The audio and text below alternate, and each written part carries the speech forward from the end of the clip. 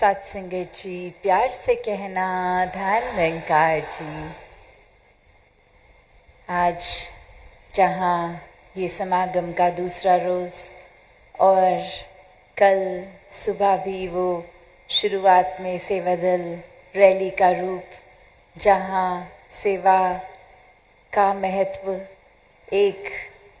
रूप उस तरह भी किए, एक ड्यूटीज़ पे पूरा साल सभी लगे रहते हैं और वो सेवाओं में व्यस्त, और कैसे वो चाहे एक छोटा सा रूप ही, पर वो कितना खूबसूरत, कितना मीनिंगफुल कि एक जीवन में इस दातार ने तन मन धन जो भी सौगात दी, कैसे हर एक चीज़ का ध्यान रखते हुए ये एहसास में कि इस ब्रह्म ज्ञान से निराकार जीवन में आया है, तो जो कुछ भी है उसका ख्याल रखना भी हमारी जिम्मेवारी है। जिस तरह ये शरीर को भी स्वस्थ रखना है, एक अपने मन को भी पॉजिटिवली रखना है, और ये आर्थिक रूप, ये धन दौलत, घर, ये जो भी कारोबार कामकाज है, उसमें भी कैसे फिर ये जिम्मेवारी बनती है कि एक एक जो भी रूप है उस माया का, उसको पॉजिटिवली लगाएं, सेवा में भी लगाएं। तो जिन्होंने तो सदुपयोग किया, इस जीवन में एक मोल डाल लिया, वो तो परमात्मा से फिर जुड़ के इस निराकार में हर पल रहकर ये जीवन को वाकई ही वो सैल्वेशन, ये मुक्ति मोक्ष, ये जीते जी ही प्राप्त कर लेते हैं। और फिर चाहे जब मर्जी ये दातार प्राण ले भी ले, तो जो उसी अवस्था में जी रहे हैं इस परमात्मा में ब्रह्मलीन होके, तो शरीर का साथ छूटने के बाद भी इसी में ही ब्रह्मलीन ही रहते हैं। तो बात वही जो संतों ने हमेशा समझाई, आज भी संदेश हमने ये सुने कि इस जीवन को जी कर ही एक सही तरीके से जीना है। इस दातार, इस परमात्मा ये मन में बसाकर इसको ही हर समय इसके एहसास में रहकर हर कार्य निभाना है। अपने सोच को, विचारों को भी कैसे एक सही दिशा में रखना है, वरना तो इंसान एक मिनट नहीं लगाता किसी के बारे में कोई भी जजमेंट पास करने में कि ये इंसान ठीक नहीं है, ये मुझे पसंद नहीं है। और वहीं एक कहानी में भी ऐसे ही बात कि कैसे एक इंसान चाहता है कि वो संसार में सबसे खूबसूरत, सबसे नायाब एक ऐसे चेहरे का स्केच बनाए जो बहुत ही रूहानियत का, एक जो रूहानियत मासूमियत से भरा ये चेहरा हो, और उसको उस आर्टिस्ट की इच्छा स्केच करने की, और बहुत वर्ष खोजने के बाद एक बहुत ही प्यारा सा चेहरा उसके हिसाब से, जो बहुत दैव्यता ये रखता है, वो इनोसेंस झलक रही है उस चेहरे में, और उस बच्चे को बोलता है कि ये आपका चेहरे का स्केच मैं बनाना चाहता हूँ। और अब कुछ वर्ष बीत गए, वही आर्टिस्ट के दिमाग में आता है कि इतना जो चेहरा एक मैं बना चुका हूँ, जो लगभग मेरे हिसाब से एक परमात्मा के चेहरे जैसा ही इतना प्यारा, और अब मैं बनाऊंगा एक ऐसा चेहरा जो बहुत ही शैतान के करीब का, इतनी ही उसमें एक ईवल, एक बहुत ही बुराई चेहरे से ही छलक रही हो। और अब वो इंसान सोचता है कि ऐसा चेहरा तो जो हैवान का रूप जी रहा हो कोई, उसी का होगा। और कैसे वो दिमाग में आता है कि ये जो गलत काम करते हैं, हैवान होते हैं, वो तो जेल में ही मिलेंगे। तो मैं दुनिया भर की जेलों में कोशिश करता हूँ कि मुझे मिले ऐसा चेहरा जिसको मैं स्केच कर पाऊँ फिर। और अब ऐसे ही वो कुछ जेलों में जाने के बाद जब एक जेल में आता है, और वहाँ वो हैरान हो जाता है कि जो बच्चा इतने साल पहले वो मासूमियत से चेहरा भरा, वही वैसा ही वही प्यारा चेहरा उसी इंसान का नज़र आ जाता है जेल में। और वो हैरानगी की बात कि यहाँ तो मैं बहुत ही एक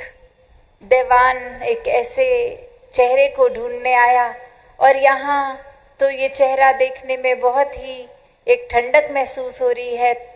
तो बात वही कि एक दिमाग में कुछ विचार धारणाएं हम ऐसी बना लेते हैं कि ऐसी चीज़ तो इस जगह पे ही होगी, ऐसी चीज़ तो यही है, अगर किसी का चेहरा अच्छा है तो वो एक नेक इंसान की तरह ही होगा। पर बात वही कि ये शक्ल आकार वो तो जैसा है सो है। बात वही है कि हम कर्मों में कहाँ खड़े हैं, हमारी सोच कैसी है। यहाँ भी जैसे इस इंसान ने एक सोच लिया कि एक शक्ल जिसकी बुरी है वो बुरे काम ही करेगा तो वो जेल में मिलेगा, पर वहाँ तो उसको सुंदर शक्लें भी मिल रही हैं। तो बात वही, हम कैसे अपने जीवन में भी कोई भी वजह बना लेते हैं जहाँ एक इंसान से हमें कुछ एक उम्मीद है, या फिर हमारा सोच उस तरह का है कि हम सोचते हैं कि वो इंसान ये कर सकता है, ये नहीं कर सकता, या एक खुद ही जज कर दिया उस इंसान को, उसके लिए डिसाइड कर दिया कि ये अवगुण होंगे उसमें या ये गुण होंगे उसमें। तो कैसे सिर्फ ये अपनी सोच विचार धारणा से ही हम बहुत आसानी से किसी को कोई लेबल दे देते हैं, कोई उसके आगे एक ऐसा ठप्पा मार देते हैं कि ये तो ऐसा ही है। और जब उसकी वजह में सोचें तो बस इसलिए घोषित कर दिया क्योंकि हमें ऐसा लगा। तो बात वही कि हम अपनी सोच में कितने तंग हैं, ये नज़रिया, ये दृष्टिकोण हमारा कितना, ये नैरो माइंडेडनेस हमारी, वो एक छोटे से दायरे में बात रहने वाली। और यहाँ खुद जब सोचें कि अपनी तो लाख गलतियाँ करने के बाद जो कुछ पता भी लगती हैं, हम कैसे अपने दिमाग में खुद को दलील दे देते हैं कि हाँ ये गलती तो मुझसे हुई, पर ये वजह थी मेरी गलती की, ऐसे तो मैंने नहीं कर दी इस कारण के वजह से। और वहीं सामने वाले इंसान ने अगर कुछ गलती से भूल से कुछ ऐसा किया जो हमें ठीक ना लगे, तो उसकी माफ़ी मांगने के बाद भी इतने पक्के होते हैं कि हम तो जीवन भर इस इंसान को माफ़ नहीं करेंगे। और वहीं अपनी गलती पे तो एक सेकंड नहीं लगाते कि वो खुद हम ओवरलुक कर देते हैं, और दूसरे के टाइम इतना बड़ा एक मैग्नीफाइंग ग्लास की तरह लगा के फिर बारीकियों में जाके चीज़ को इतना खोद कर निकाल कर इतनी बड़ी राई का पहाड़ बनाना जैसे। तो कैसे हम बहुत जल्दी एक अपनी चीज़ों को तो, अपनी कमियों को तो नज़रअंदाज कर देते हैं, और दूसरे इंसान में कमी ना भी हो तो हमारा दिमाग कैसे कोई कमी तो निकाल ही बैठेगा। बात वही कि जब ये निराकार परमात्मा ने सोच दी है तो उसको पॉजिटिव ही रखें, मन में इमोशंस भाव आने की क्षमता रखी है, तो कैसे हर एक के प्रति प्रीत प्यार सत्कार आदर विनम्रता ऐसे प्यारे भाव रखें। हर किसी के प्रति फिर ये परमात्मा से अरदास, ये क्षमा का भाव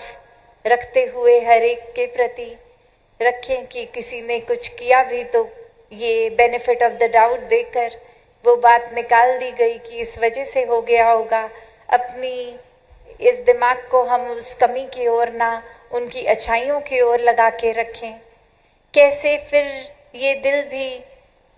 नफरत चुगली निंदा इन सब से दूर रहता है कि किसी की बुराई सुनने में दिलचस्पी नहीं होती, बस किस तरह ये परमात्मा की बात हो, एक अच्छाई की बात हो, पॉजिटिव बात हो, ये जो इंसानियत के काम आने वाली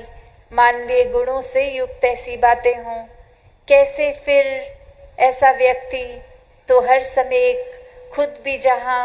बहुत ही नेक, एक पॉजिटिव बनता रहेगा,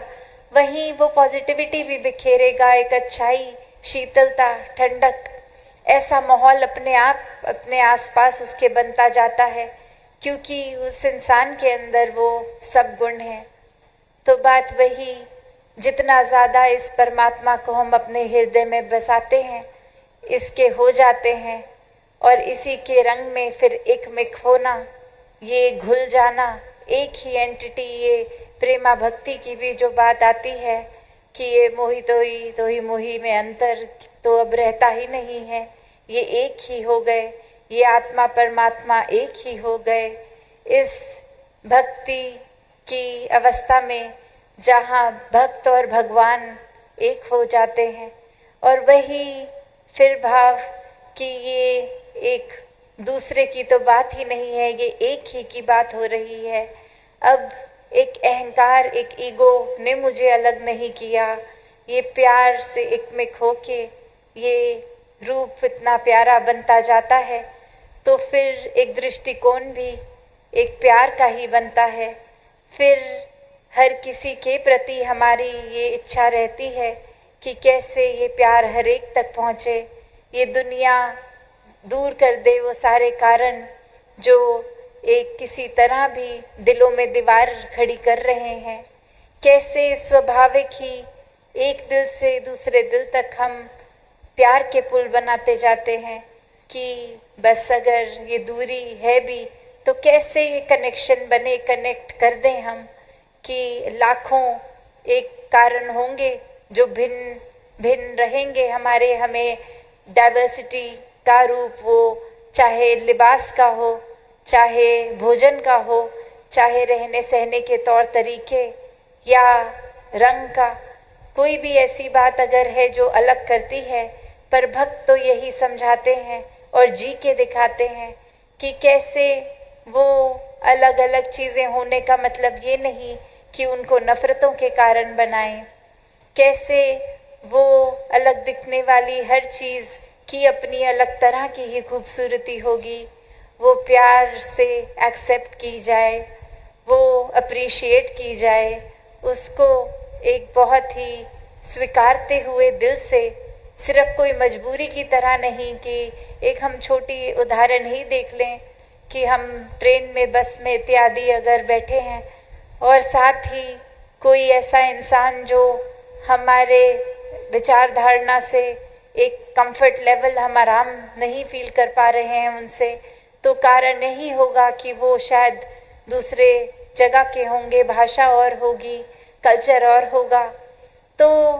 ये फ़र्क भी मन ही बनाता है, क्योंकि परमात्मा ने तो बस इंसान ही बनाए हैं, और मन ने कैसे विभाजित रूप और कारण ढूंढ लिए बनाने के। तो जहाँ ये जीवन